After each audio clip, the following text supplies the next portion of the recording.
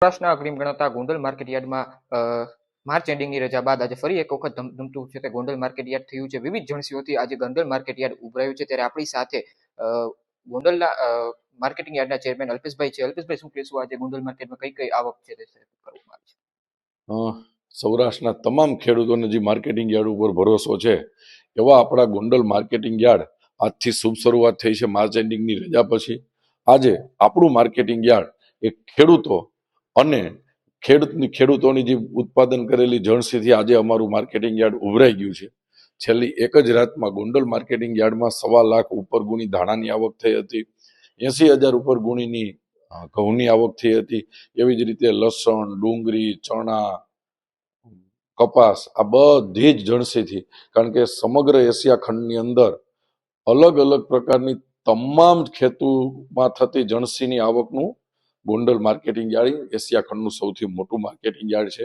અને અમારા માટે સૌથી આનંદની વાત છે કે બજારો ખુલતાની સાથે 200 થી 500 રૂપિયા સરેરાશ ભાવમાં જે સુધારો જોવા મળ્યો છે એની અમને ખૂબ જ આનંદ છે.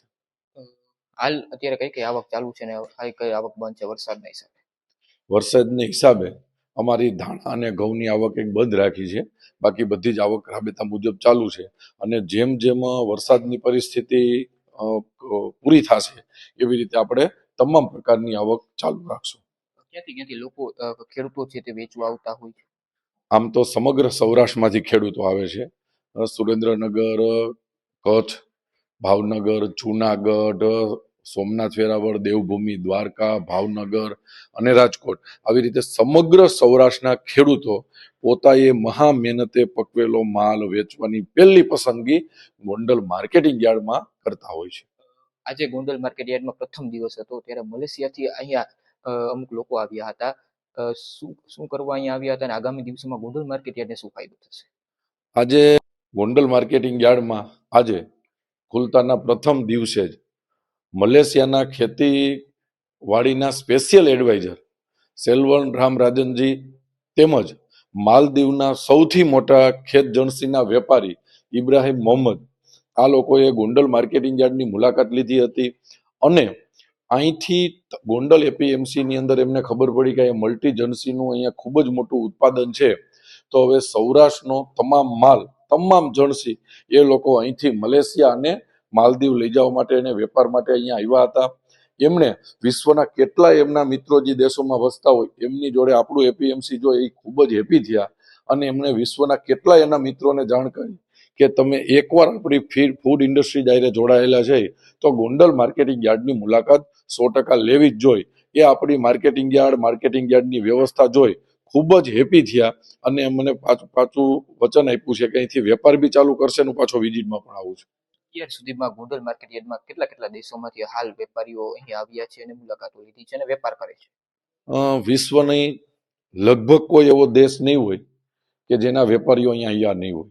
પણ મુખ્ય દેશો તમે રશિયા હોય, ઇઝરાયલ હોય, USA હોય, UK હોય, ન્યુઝીલેન્ડ હોય, ઓસ્ટ્રેલિયામાં લગભગ દેશના વેપારીઓ અહીંયા મુલાકાત લઈ ગયા છે.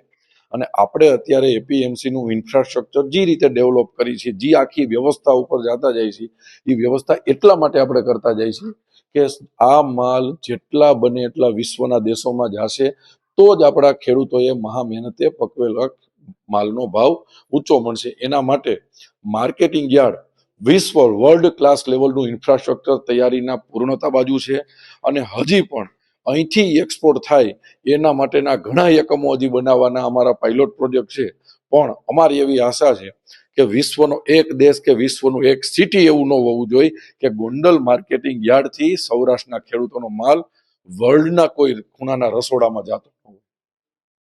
આ હતા અલ્પેશભાઈ ઢોલરિયા, જેના દ્વારા જણાવવામાં આવ્યું હતું કે માર્ચ એન્ડિંગની રજા બાદ આજે ફરી એક વખત ગોંડલ માર્કેટ યાર્ડ છે તે ધમધમતું થયું હતું અને બહારના લોકો છે તે અહીં આજે ગોંડલના એપીએમસી ખાતે મુલાકાત કરી હતી.